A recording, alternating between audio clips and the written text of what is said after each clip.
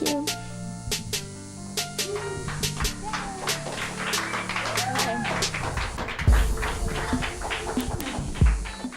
All right, welcome back to the show, and we have the pleasure of having Paul Hellyer joining us here at the table. Paul, who was a former defense minister under the Lester Pearson, Paul, right? And you know, I was just thinking about it this morning, and I kind of mentioned it to you before, but you were actually the first politician I ever supported in my life, because I remember the Liberal Convention of 1968, and me and my dad were watching it, and he was supporting you, and so therefore so was I.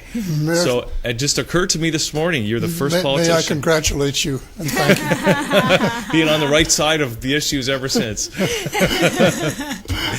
So now we're talking about, you've been a lifelong passionate about macroeconomic issues. That's why you got into politics in the first place. Correct.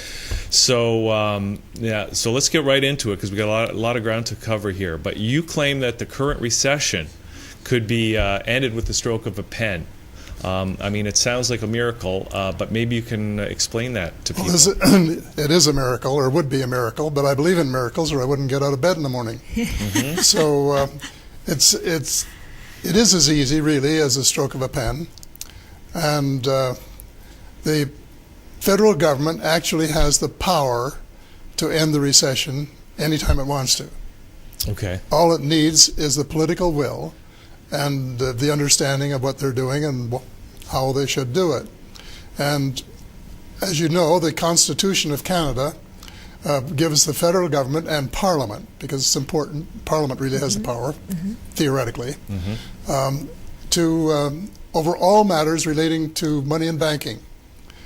And consequently, they could create all the money that they wanted or that they needed, or they could continue to let the private banks create nearly all of it, and then have to go cup in hand and borrow from the banks when they run short and pay it back with interest, which is one of the silliest things I've ever heard, because they own the patent, and the banks have no rights. All they have are licenses, and yet they're making all the money. And whoever creates the money makes the profit. So what's happened over the years is that the government has given up its profit and passed it over to the banks, which doesn't make a lot of sense for taxpayers. Because all that interest, which is now going to private banks, could have gone back to the people of Canada through the Bank of Canada. Absolutely. Now, okay. Wow. See, I already know this stuff, Sandra, but I know it's new to you and maybe to some of the viewers out there. So this is great. So we have a great test case right here. But I mean, if it's as simple as you say, you go ahead, Sandra. I mean, why hasn't it been done before? Why wasn't it done? I think because they don't understand it. When I wrote my first book on this subject about 15 years ago, and interestingly enough, it was called Funny Money. So I interviewed about 100 people, doctors, lawyers, dentists, business people, the chief executive editor of one of Canada's biggest newspapers, one of its most important, they think, and the publisher of one or two others, and some financial writers, and said, tell me where money comes from. And first of all, they were gun shy of the question. And I say, come on now, it's not going to bite you. And so then they said, well, the government prints it. And I said, well, how much does the government print? And they said their estimates were from 60% to 100%. Not one of them guessed at less than 60%. And of course, if we had that kind of system, it would be very, very different. We wouldn't have a recession today.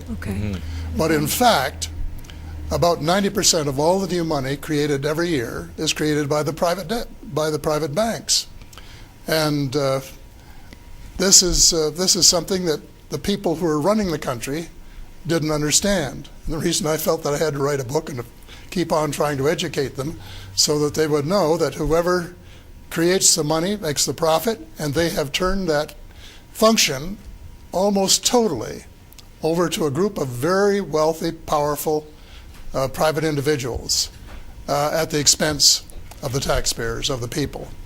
And this isn't right, and we've got to do something about it. Wow. Okay, so if the privately owned banks create the money, or most of it, where do they get the money that they lend? Oh, this is the answer you'll love. They create it out of thin air.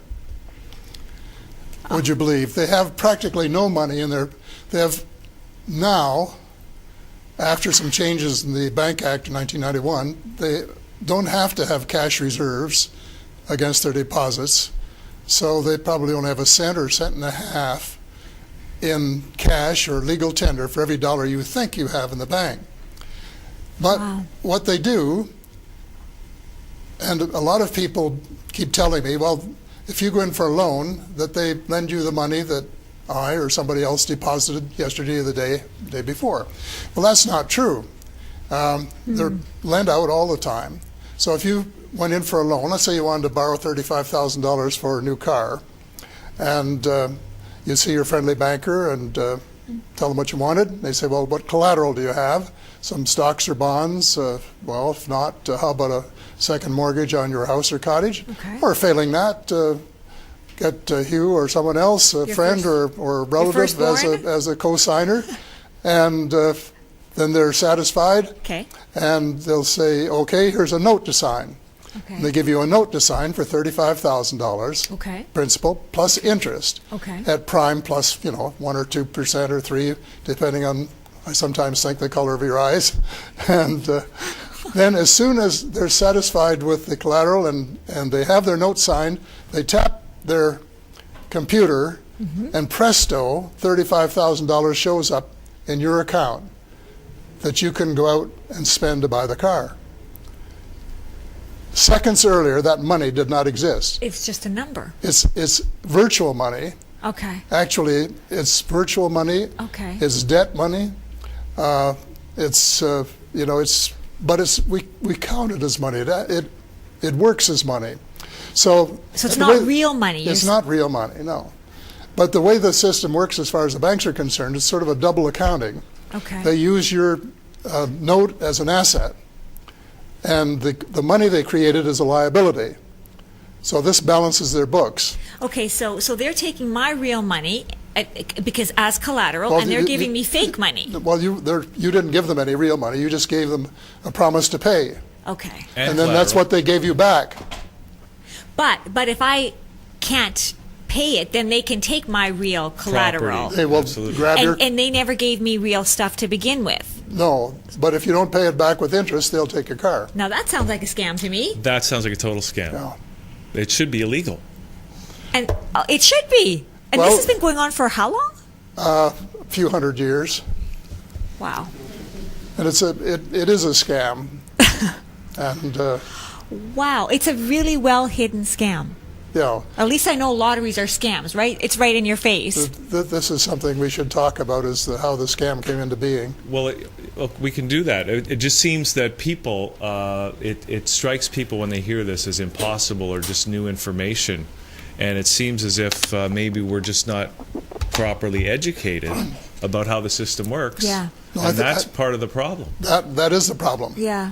Because from what I found and my experience when I wrote the book, I would guess that about one person in every 100 understands how it works.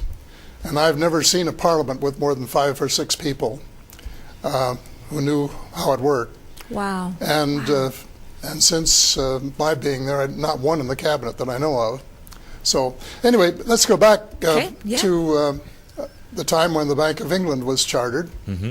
And King William of Orange was fighting a war on the continent. He ran out of money. So somebody said, well, why don't you have a bank? Sounded like a good idea, so Parliament approved the charter for the Bank of England, and the rich people in London put in £1,200,000 of gold and silver and lent it all to the king at 8%. Pretty high interest rate for a government guaranteed loan. Then they charge a few little other things in the process, just like they do today. And then to show his appreciation, the king said, now you can print, print, £1,200,000 in banknotes and lend them to your rich friends. So in effect, they were given the right to lend the same money to two people, the king and the friends, at the same time, and collect interest from both. Okay. Well, over the years, that ratio, which we call leverage, that was a leverage of 2 to 1. And let's call it a minor, a minor misdemeanor, Okay. sort of a small fraud kind of thing. But over the years, that's grown much more generous due to the avarice of the banks and the collusion or cooperation of politicians, including kings and queens and emperors over the years. And in the early years of the 20th century, the American federal banks had to have a gold reserve of 25%, which means they could lend the same money 4 times. When I was young, in Canada, the banks had to have a cash reserve of 8%, which means they could lend the same money 12.5 times. Well, then after our government changed the Bank Act in 1991, along the lines of Milton Friedman, and adopted the new idea of capital reserve, our banks were allowed to have assets 20 times their capital. So in effect, they could lend the same money to 20 different people, businesses, or governments, and collect interest from every one of the 20 simultaneously. Wow. Now that is what I call grand larceny. Wow. That is just, That's a huge scam. that's a major fraud. And it's just a wonder that they haven't been called on it long ago. But the reason really is, which we can discuss, that they're running the world now, and they make it very difficult for people who try to change the system. Like yourself. Yeah.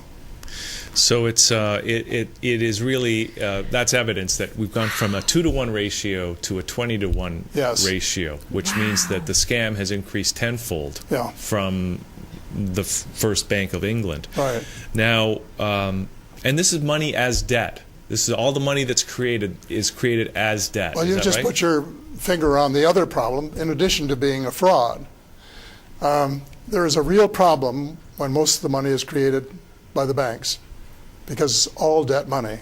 It's all virtual money. So that's what debt money means, right, Paul? It's fake. It's not real. Well, it sometimes works as money, but it's not real money. Okay. It's not like a $10 bill or a $20 bill or Can't hold it in your hand. no. Well, Okay. plus the other thing is, because it's all created as a debt, now interest is owed on it. Oh, And, sure. And where is that interest supposed to come from? Well, absolutely. And this is Huh. it's a system. It's just like a balloon. And the banks keep pumping in this debt money, and the balloon gets getting bigger and bigger and bigger. It's like a bubble, some people call it. The balloon gets bigger until finally the debt load is so high, or the interest on the debt is so high, that we can't carry it. And then it's like a balloon with a pin stuck in it. And it goes swish like that, and you have a recession. And that's when people lose their jobs and their houses and all of this sort of thing. And now this is what's happening in the U.S. with I was the just thinking the that. fiscal cliff and the whatever they call that, where they have to mandatorily stop federal government expenditures. This is that balloon has hit its maximum size. Absolutely, the balloon burst because it got too big. And this has happened 25 times or more in the United States since 1890 rather, pardon me. 25 times. 25 recessions and depressions, and in my opinion, not one of them was necessary. And yet they have disrupted the lives of millions and millions of people. Their real lives, not their fake money lives. Yeah, exactly. And now we talk about a global financial crisis, and so many countries. We hear about Greece, we hear about Portugal, the U.S., and we have our own problems here in Canada. Now, but these problems didn't always exist. I mean, we did very well during and after the Second World War here in Absolutely, and Canada started out beautifully. We nationalized the Bank of Canada in 1938 due to the advice of Jerry de Geer, who was the icon of monetary reformers. And Mackenzie King, he convinced him that if a government that doesn't control its credit isn't a democracy, doesn't have control. And that's... Makes sense to me. No, that's exactly the truth. So they nationalized the bank in 1938, and it didn't do much the first year. But then the war came along, Okay. and it came out of hibernation and really sprang into action and started creating very, very large sums of money for the government of Canada at near zero cost. I don't know if it's necessary to explain how that happened or not, but their net cost was near zero. It was just the cost of administration deducted. Well, I'm just thinking about before the Second World War, the Depression was on, and there was very high unemployment. There were no jobs in the country. Right. And then we went from, all of a sudden, through the war, through the use of this policy and the Bank of Canada, to completely reinventing and industrializing the whole country. Absolutely. From nothing happening to everything happening, we hit a historic low of 1% unemployment. Yeah. Wow. Yeah. And think about that, because I don't know what our stated unemployment rate is today, but there are so many people Between that 7 would and love to 8%, have jobs yeah. that just can't find them Right. Yeah, these and days. worse, 1 million young people between age 15 and 25 without jobs. That's awful. Yeah. That's terrible. Yes. And that's the reason we've got to do something about it. But it's interesting, if they had done what our group is recommending in 1930, there would have been no Great Depression. Exactly. And maybe no need for a war. Well, hopefully, yes. Yeah. So now things have turned bad, obviously, from all that growth during and after the war to where we are today. Something happened. Well, we had this same system after the war. It got us out of the Depression through the war. And after the war, it helped finance the St. Lawrence Seaway and the Trans-Canada Highway and the great new airport terminals that we built. And in addition to that, help us lay the foundation for our Medicare and our Social Security systems, which were the envy of the world. And things were going swimmingly until 1974. And in 1974, the rules were changed, and it's been downhill ever since.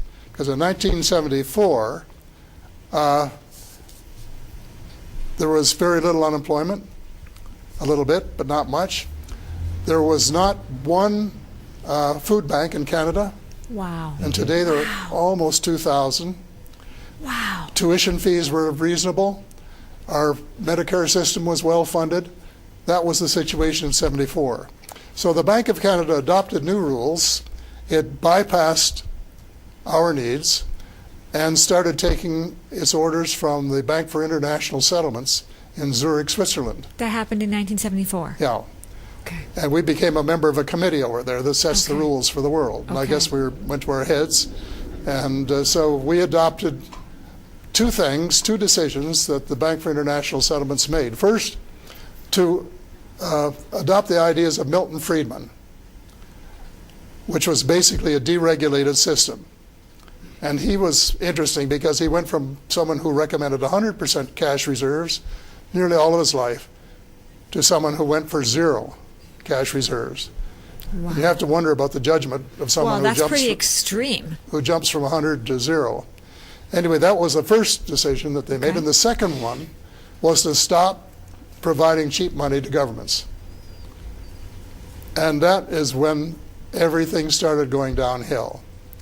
Well, then the third thing they did was they decided that they were in charge of controlling inflation.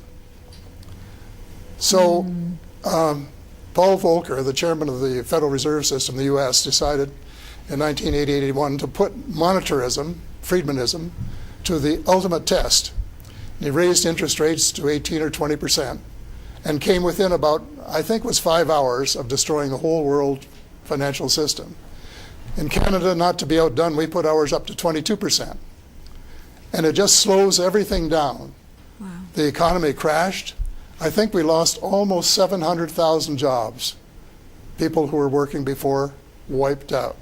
And people lost their houses and their businesses and their farms, sometimes after 4 or 5 generations in the family. And it was just dreadful. But then those are the social consequences. The economic consequences were that people who are unemployed don't pay taxes. And the government still has to see that they don't starve, which means there are higher costs. So you have a deficit, a huge deficit. Okay. And then you roll that over into debt. And with interest rates at those levels, the debt doubles every 4 years. And that was the beginning. Until then, we had had a stable debt to GDP ratio for about 35 years, and it just started taking off like an airplane going up, towards the mountains.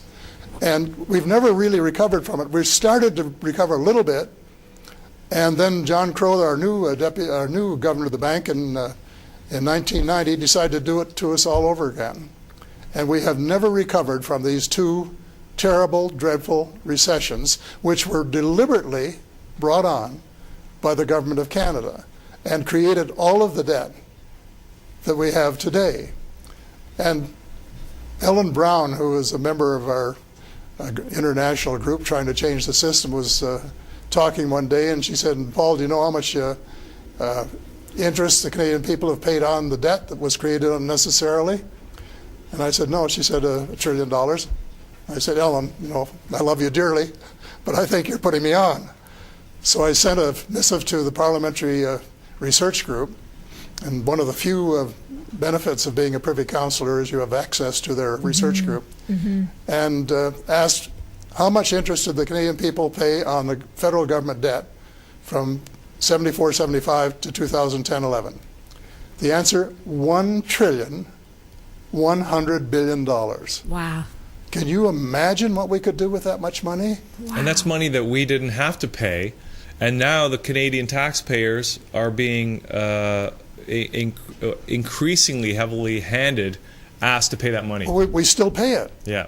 And it works out, if you divide it out, I took an average workforce for of those years. It's just a ballpark thing, not terribly accurate, but close enough. I think it cost every person in the labor force about $87,000 if they worked those 37 years. And I'm just thinking, everybody that's watching this, anybody that owes money as a student loan, or anybody that wishes they were making more money, or anybody that can't find a job and wishes they could, these are people that are all being affected by this policy decision. Every single one of them, every single person. Doesn't matter if they're First Nations needing more money for health care or for housing, or students whose tuition is so high that they have to go deeply in debt and never get out of it, for a long time. Everybody is affected. Every single person in the whole country is affected. Okay. And that's the reason we have to have a new system. All right. Well, it's almost like, we've talked about the global financial problems, the meltdown of 2007. It seems like we're still teetering on the brink of some kind of global financial disaster, collapse. Yeah. And we are teetering on the brink, and worse than that, we're not really growing. Yeah. We're not growing fast enough to employ the young people that I was talking about. And there's big social consequences to that too. That is a whole other interview. Well, sure. In Europe, people marching in the streets. In England, everywhere, it's a very precarious situation, and it's getting so long now. It's almost the length of the Great Depression, and will, unless we do something, it will probably exceed in length the Great Depression if we don't act right away. Wow. And just think about people's lives, how they're affected, and how the suffering of people who just don't have enough money to pay those bills every month, and how there's more and more of those people every day, and the homeless people on the street, the problem we didn't have 30, 40 years ago. Positively. Okay, Paul, now you got a solution to this. That's right. And we want to hear. I've been working on it. Let's have some good news, because this is pretty depressing. Yeah, well, I've written 13 books, and I've never written a book complaining about the situation without providing a solution. Don't say that they're all perfect, but I really sort of dislike people saying, well, the world's going all to you-know-what, and then saying there's no way out of it. Yeah, yeah. Because there's got to be a way out, and there is a way out. And what it really is adopting a variation of what we did from 39 to 74. Okay. And we know it works because it worked then. So what we're proposing, and this is a group of people who have been studying this problem, is that we would ask the federal government to have what we call a new social contract between the government of Canada and the people of Canada, and that it would involve changing the system and going back to what we had in that period, which was really sharing the money creation function between the government of Canada and the private banks. That's what they did for those years until '74. So go back to that system of sharing. But first of all, we would prime the pump and get the economy up and running and provide jobs for people. So part of the solution is to have the government of Canada immediately print 15 $10 billion share certificates in Canada. Okay. Non-redeemable, non-transferable, and check with the Department of Justice to see if they would qualify as collateral for the Bank of Canada to issue new money. Okay. And if yes, okay, and if no, change the Bank of Canada Act. And then to order the Bank of Canada to take the shares and create $150 billion and deposit it in the Government of Canada's bank accounts. Okay. On the understanding that it would be split 50-50 between the Government of Canada and the provinces and territories on a per capita basis. Okay. And also with the understanding that the provinces and territories would come to the relief of the hard-pressed municipalities, like Toronto, for example, which has so many things to do and so little money Funds. to do Like it. build a subway. Well, that's for sure. Just Take- one example. We all know we need it. Take down the Gardner. Yeah. Develop the port lines. You know, you can go on and on And forever. put all those people to work Yes. that would Fix love the to have jobs. potholes. Right. And then there's another thing that has to be done simultaneously, and that is we have to reverse the decision that Parliament made in 1991 about cash reserves Yes. and give the Minister of Finance the right to establish cash reserve requirements for the private banks up to a maximum of 34%. And the reason for that is to prevent inflation. Because as soon as you open your mouth and talk about government-created money, people say, "Oh, it'd be wild inflation. It would be roaring inflation." Not true. It is a myth, a total myth, because money is money, and it's the amount of money that's created, not who creates it, that makes the difference. But they have brainwashed just about everybody to believe that it would be like, getting the Great Plague or something. So they have to have that. And then to repeat this process for 7 years, increasing the cash reserves 5% each year and creating about $150 billion or $125 each year until the banks then have 34% cash reserves. And after that, to split the money creation function 34% with the Government of Canada and 66% with the banks. And that would work for everybody. The government would have enough to balance their budgets, federal, municipal, and provincial, and still provide all of the real needs of the people that we've been discussing, and without, well, actually they could lower taxes, and without any deficits. They could balance their budgets every year, no need for deficits. And then as soon as the system was up and running, they would have surplus cash for a while during those 7 years, which they could use to start paying down the existing debt. And by the end of the 7 years, the federal government should be able to pay down about 1/3 of its existing debt, which means lower taxes because less interest to be paid. Right.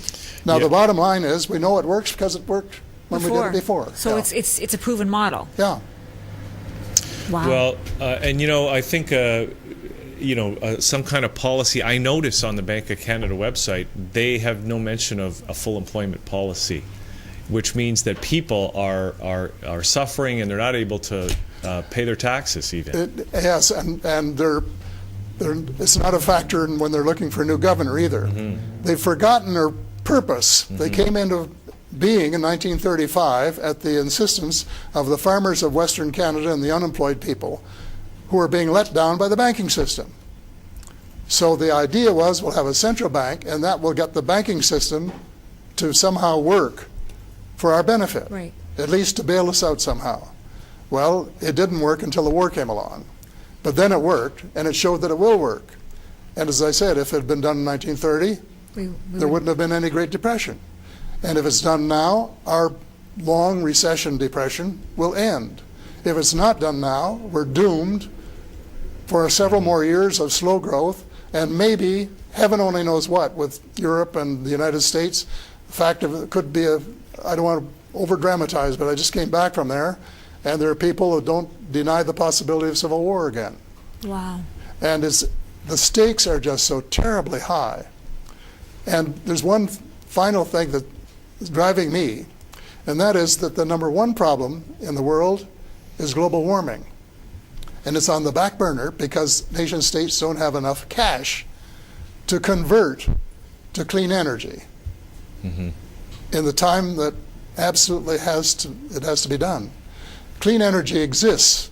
It has for at least 40 or 50 years. It's all hidden by the same people that run the banks and the oil companies. We call them a cabal.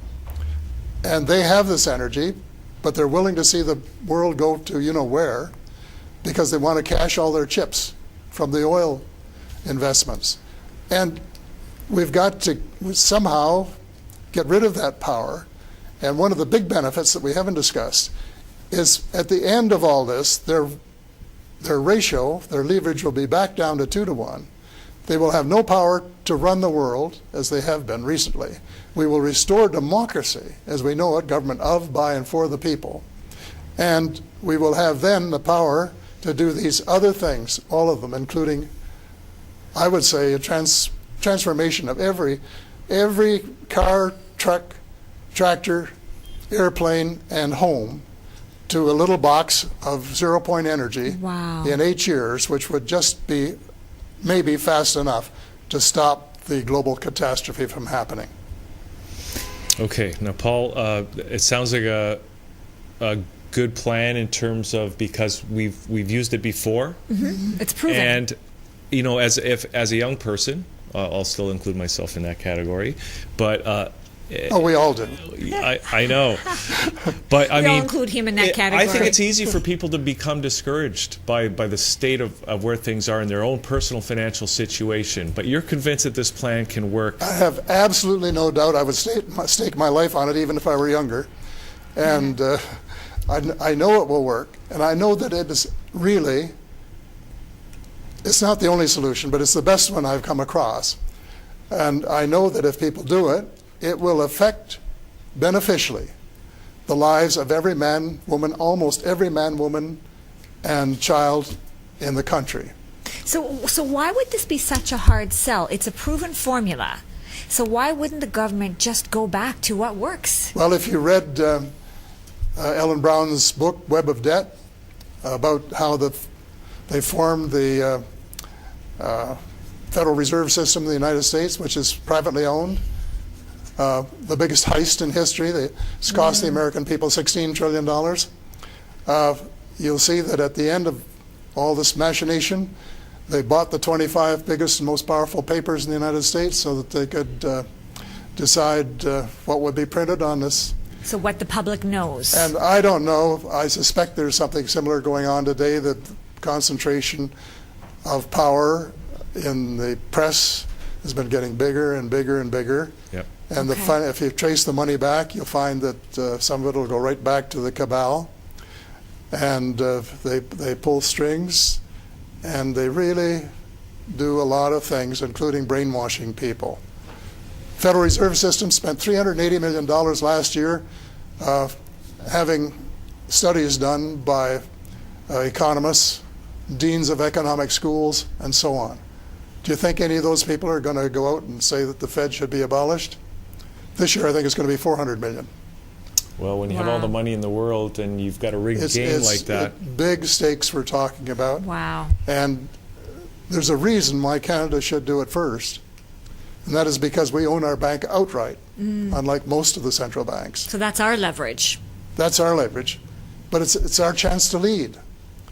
And because we have a government with majorities in both the House and the Senate, so they could enact this legislation we're talking about. in 2 weeks or less. Wow. They could do it in 4 or 5 days if they really wanted to. If it was important to them, they could do it in 4 or 5 days, just by getting the approval of the cooperation of the other parties. And I'm sure they wouldn't have any trouble getting it, because you can't look a gift horse in the face and say no, because this is something that it's nonpartisan. It cuts right across the board.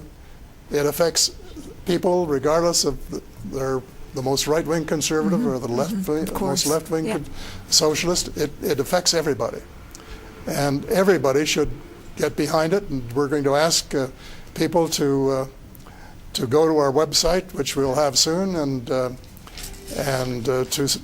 read all about it and send letters, not emails, but letters to their MP, the Minister of Finance, and the Prime Minister, saying we like this new social contract. It's in our interest, and we want you to do it now. So what you're proposing, it can't happen unless the people take a stand as well? So you need the people, is that what you're saying? No, that's not what I'm saying. Okay. I'm saying the government could do it tomorrow. Okay, but the government needs the power of the people if I were to the push Prime them. Minister, Okay. the new budget would incorporate it. Okay. But strange as it may seem, I'm not the Prime Minister. Came fairly close once or twice. Go figure. And the present Prime Minister, I think, in a letter I put to him recently, his economics professors were as useless as mine were 60 years ago. And he got this crazy idea that somehow austerity is going to solve the problems. Never, ever. Okay. And he should have learned that. Okay. So they could do it. Okay. But what I'm saying is the cabal and the big guys have the power, but we have the numbers. Okay. And we have to get them out of the streets, and there are thousands, Okay. saying, this is what we want, Okay. and we want you to do it. And if you don't do it, we're going to use every peaceful means within our control to make it happen. Okay. Okay, Paul, we're just about Wow. out of time here, but we do need people, we have to work together on this. So what can people who are watching this right now do to take the first step towards helping make all this happen? But we want to make it as easy for people as possible. And Paul Hellyer, web, all one word, .com. Okay, Paul, that's And the other one is victoryfortheworld.net. All right. Okay, Paul. And we will try and get this information about our website up on both of those within a week.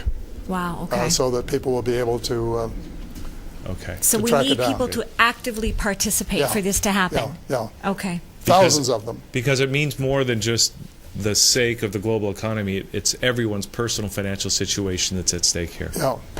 Okay. Wow. Taking All right, the power Paul. back. Thanks for doing this. It was a pleasure. I love any chance to say what I think. Well, we look forward to working with you to make this happen, and with everybody who's watching this is cooperation. Yeah, absolutely. So thanks for doing and this. collaboration. My thanks to you both. Okay, Sandra. Wow. That's it. We're going to run some video now that's going to just kind of punctuate everything that Paul's been talking about here. So that's it for the show. Awesome we'll show. We'll be back next week. Thank you. Thank you, Paul. Meanwhile. Thank you, Sandra. Okay, so here's the video. That's it for the show. Thanks, everybody. We'll see you next week. Cheers. Let's start off with money. Where does it even come from?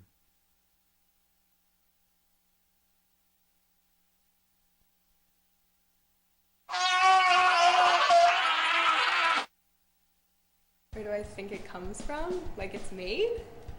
The government? Money comes from paper. I believe it comes from trees. In the long run, I think it comes from trees. No, I believe money. I'm not 100% sure. That's a trick question. Why? Well, that's actually an interesting question. First of all, money is prior to money. This is going to sound like a long answer, but I'm not quite sure I know the nature of your question. But let me see how I can handle it. Thank you. Prior to